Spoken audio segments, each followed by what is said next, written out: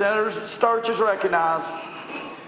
Colleagues, I wanted to take time while you're still paying attention. I don't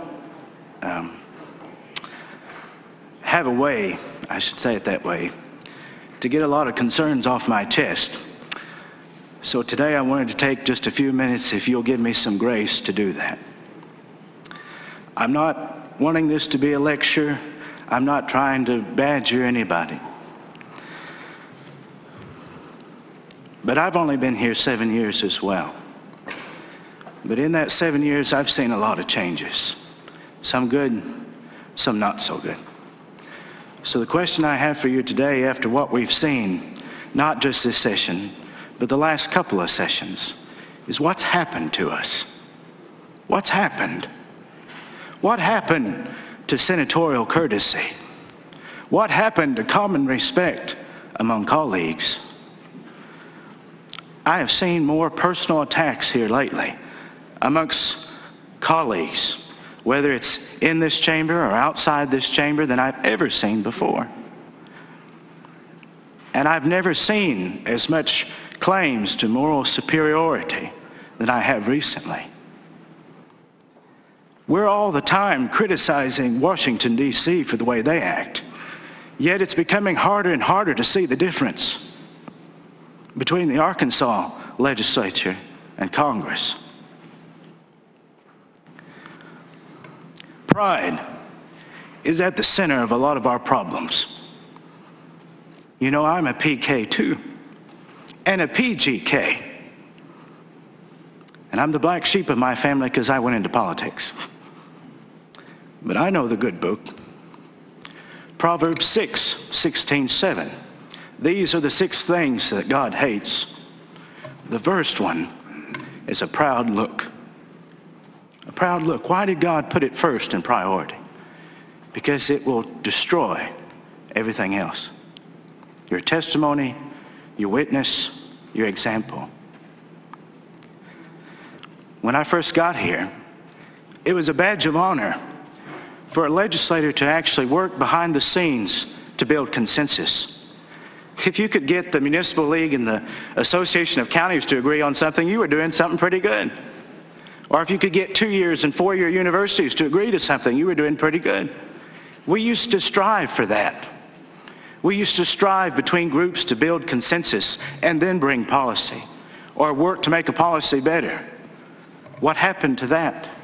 What happened to that being a goal? Now it seems we don't care to work with stakeholders to find the overall best policy.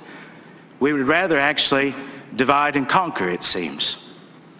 We're thinking now that the best way to get someone to, come on our side is to try to discredit their facts or to not oblige their opinion. We accuse the other side of misleading other people or being ignorant or whatever it might be. 2 lawyers don't agree. Big surprise. It happens all the time. It happens in here. But I've never seen it to where people would actually personally attack or try to discredit the other side's opinion. What I hoped was that we could simply have different opinions and work from there. Understanding that we all will have different opinions. We all serve different constituencies, but work from there. We should not claim moral superiority. We should not try to discredit the other side. I'm also reminded about what the Lord said about Pharisees. We should first try to communicate. Communication breakdowns are also rampant around here. But if we would first try to communicate our own views, our own opinions, maybe that's a good first step. Then find consensus. Finally, vote by your convictions. Vote on behalf of your constituents. We don't have to attack each other or the other end of this building or anybody else. Vote your conviction. Vote what your constituents asked. It's not against anyone, and it should not be politically charged. Maybe I'm in the minority. But when I walk through those doors, politics ends there. Several of you have endorsed my political opponents or helped them. But here that doesn't matter, because here I'm a policymaker. Here my job is try to find the best job that I can, or do the best job that I can for my constituents. We should be more concerned about doing our job than we are keeping our job. I'll end with this.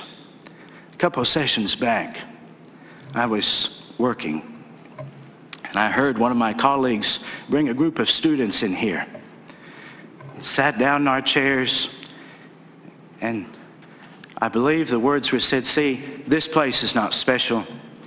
These people who serve aren't great or better than average." And that bothered me, because I understand to an extent what he was trying to say, but I can't quite agree. This place is special. It's where the people's business is supposed to get done. It is a privilege and an honor to serve in the legislature.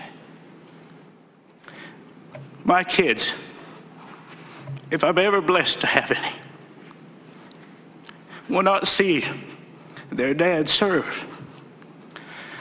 But I will forever be part of this institution because I did serve.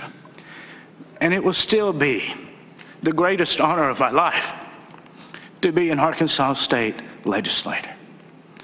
I hope that you'll agree as we move forward this next month to keep the right things in focus, to try to get back to the way it used to be as far as doing our job as a legislator, as far as respecting each other's opinions and having that common courtesy that's so often absent in today's political climate.